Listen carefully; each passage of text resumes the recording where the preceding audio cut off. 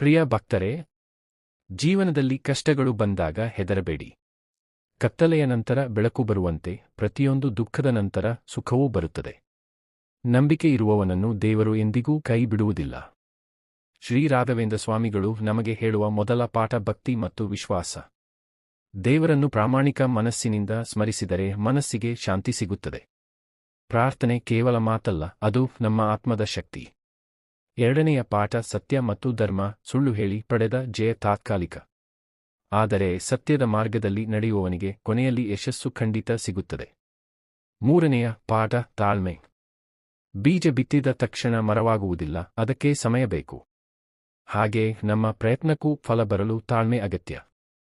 ನಾಲ್ಕನೆಯ ಪಾಠ ಪರಿಶ್ರಮ.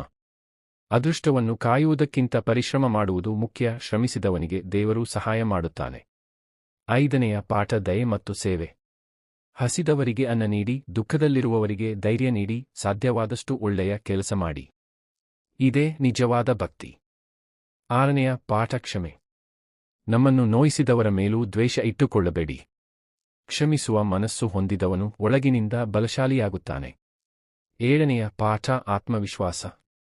ನನಗೆ ಸಾಧ್ಯವಿಲ್ಲ ಎನ್ನುವ ಬದಲು ದೇವರ ಕೃಪೆಯಿಂದ ನನಗೆ ಸಾಧ್ಯ ಎಂದು ಯೋಚಿಸಿ. ಒಳ್ಳೆಯ ಚಿಂತನೆ ಜೀವನವನ್ನು ಬದಲಾಯಿಸುತ್ತದೆ. ಎಂಟನೆಯ ಪಾಠ ವಿನಯ.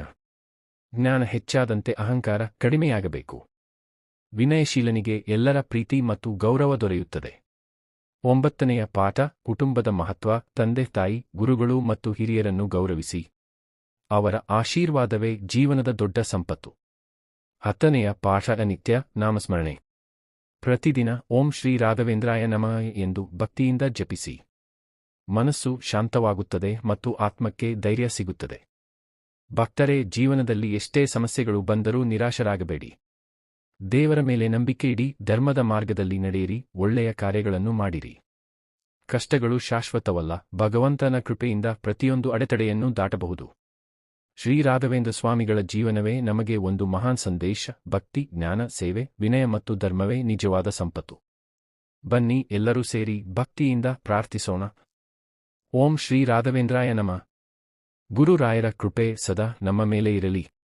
ನಮ್ಮ ಮನೆಯಲ್ಲಿ ಶಾಂತಿ, ಆರೋಗ್ಯ, ಐಶ್ವರ್ಯ ಮತ್ತು ಸದ್ಬುದ್ಧಿ ನೆಲೆಸಲಿ. ಸರ್ವರಿಗೂ ಶುಭವಾಗಲಿ. ಜಯ ಗುರು ರಾಘವೇಂದ್ರ.